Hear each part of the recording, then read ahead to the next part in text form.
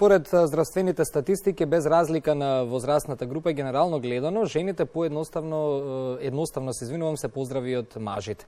Од 15 водечки причини за смртност во светски рамки, дури во 14 мажите се во водство пред жените. Барем вака велат статистиките на тема машко здравје. Ово утро ќе разговарам со доктор Нирхим Туфекчиевски, уролог, поврзани со, се разбира, најважните и најчувствителните прашања кога станува збор темата машко здравје. Докторе, добро утро и добре ни дојдовте. Добро утро, добро време. Се согласувате ли со овие истражувања прво, и ако е така, зошто мажите помалку се грижат за здравјето и жените?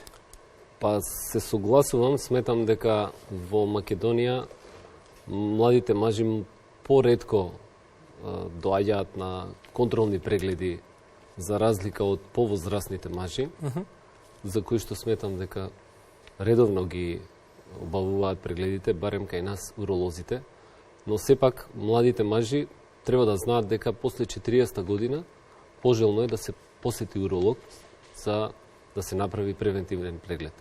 Особено оние кои што имаат во семејството некој од дали родител или дедо кои што боледувале или боледуваат од карцином на простата.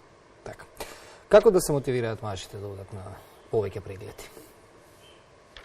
Па електронските медиуми сметам дека е најдобриот начин, најмногу ќе допрат до младите мажи за да ги анимираат на некој начин или да ги поттикнат да побараат од нивните матични лекари да бидат упатени до уролог.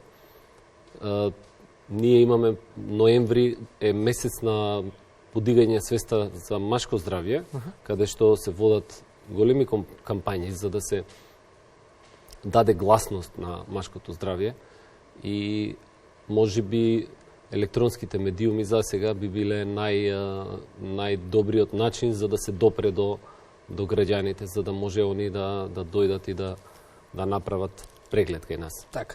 Споменавте 40 годишна возраст е идеална возраст кога треба да се оди на превентивен преглед, за простата. Но ете, доколку немаме историјат во семејството со болести и слично, чисто ако сакаме да се грижиме за здравјето, кога е најдобро да се почне со превентивните прегледи? Значи, Европската асоциација по урологија ја симна границата за првиот превентивен преглед од претходно од 50 години на 45 години. Секој маж кој што е на 45 години треба да отиде на уролог и да ги направи тие потребни испитувања, со кои што ќе се установи дали неговата простата е здрава, условно, или има некаков проблем кој што треба да се диагностицира. Доколку на првиот преглед е добар наодот, тогаш нема потреба да се прави до 50-та година, нема потреба да се прават нови контролни прегледи. Веќе од после 50-та година треба секоја година, еднаш годишно, да се доаѓа на уролог и да се направат соодветните анализи и ако има потреба, ние ќе ординираме и терапија. Додека оние мажи кои што се под 45-та година, а имаат во семејството, односно имаат генетска предиспозиција за да се развие малигна болест на простата, тогаш за нив е препорачано и од 40 година да дојдат на уролог. Така. При кои симптоми или знаци мажите треба да побараат преглед кај уролог? Ние, за жал, во амбулантите најчесто прегледуваме мажи кои што имаат симптоми. Ова го кажувам за жал, затоа што мажите додека не се појават симптоми, можеби не ни помислуваат дека треба да дојдат на уролог. Кога ќе се појават симптоми, многу често болестите или состојбата со простата веќе е променета и има потреба од некаква терапија.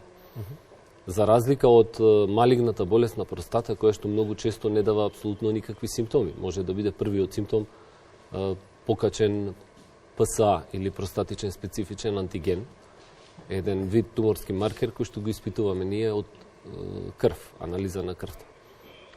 Кобното на карцином на простата е тоа што може да се појави без да даде никакви симптоми. И пожелно е да се дојде на уролог за да се направат некои испитувања за да се одреди степенот на ризик од појава на болеста. Така. Зошто е важно на време да се откријат можните здравствени проблеми? Може би ова е веќе познато прашање, меѓутоа убаво е да ги потсетуваме работите поредовно.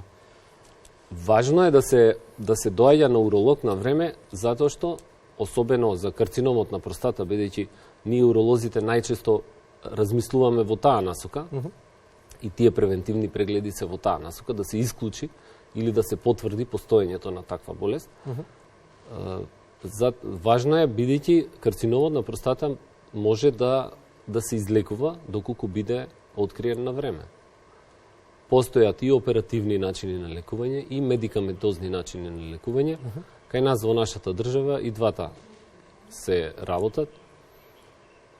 Постоперативно пациентите може да живеат најнормално, без да имаат некакви поголеми нарушувања во квалитетот на живот. И дури може во 100% да се излекува болеста, односно 5-годишното преживување кај голем број на пациенти е присутно. Но ако се открие на време, би сакало уште еднаш да подсетиме само на вашите совети во врска со годините. Кога треба да го направиме првиот преглед? Го кажавме тоа пред малку, меѓутоа убаво е уште еднаш да ги повториме овие работи, бидејќи навистина кажавте доста важни информации тук. Првиот преглед треба да биде после 45-та година. Се доаѓа на уролог, урологот ќе одреди какви анализи треба да се направат и ќе се процени состојбата со неговата простата. Доколку има индици за нешто повеќе, ќе се назначат дополнителни исследувања. Доколку анализите и состојбата со простатата се добри, тогаш се дава совет за следно доаѓање да биде на 50 години. После 50-та година треба да доаѓа секој маж еднаш годишно на контролен преглед на уролог. Така. Како се развива урологијата во земјата, во земјава кај нас? Па јас би рекол дека ние како земја имаме доволно високо развиена урологија. Можеби достапноста е помала, затоа што само во одредени болници се извршуваат најкомплицирани или најрадикални операции за дали се за простата, дали се за мочен меур, бубрези,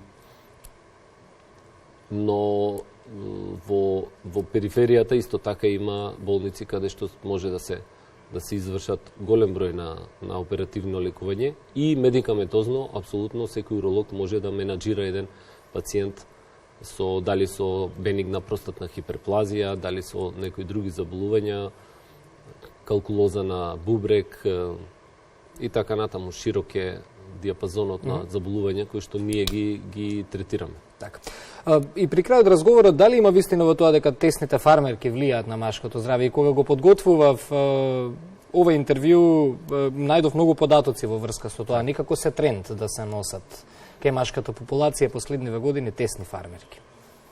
Тесните фармерки влијаат врз можеби повеќе на скроталната регија, бидејќи не даваат можност за проветрување на кожата на тој дел, се поти повеќе тој дел на телото и влажната средина создава услови за појава на габични инфекции највеќе.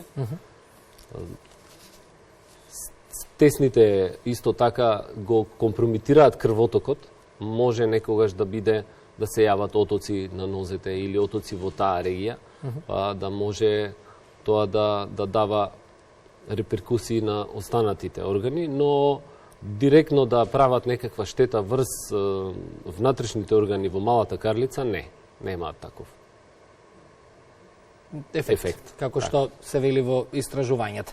И за крај од разговорот да поентираме, некако барем таков и нашиот впечаток, се уште нели немаме ке нас такви детални истражувања, но се зголемува свеста, се повеќе и повеќе за машкото здравје и за превентивните прегледи. Да. Ако споредиме со години нанасет. Па да, јас би рекол дека во Македонија има висока свест за машкото здравје. Можеби достапноста на уролозите е малку помала, бидејќи ние сме мала фела и во сооднос со женското здравје, жените во оваа ситуација се во попривилегирана состојба за разлика од нас мажите, бидејќи многу повеќе има достапни гинеколози за разлика од уролози. Така. во иднина се надевам дека бројот на уролози ќе се зголеми, бројот на амбуланти и болници каде што ќе се извршуваат поголеми оперативни лекувања и диагностики ќе се зголеми.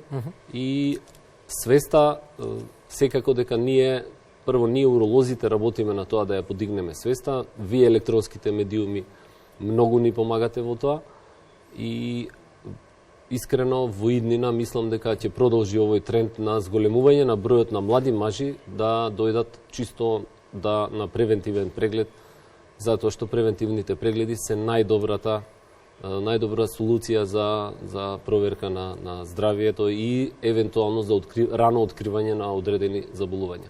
Докторе, ви благодарам за гостувањето во Македонија наутро. Се гледаме повторно. Благодарам и на важна тема, од тоа што е ваша област. Доктор Нерхим Туфекчиевски, уролог, беше наш гостин денес во Македонија наутро.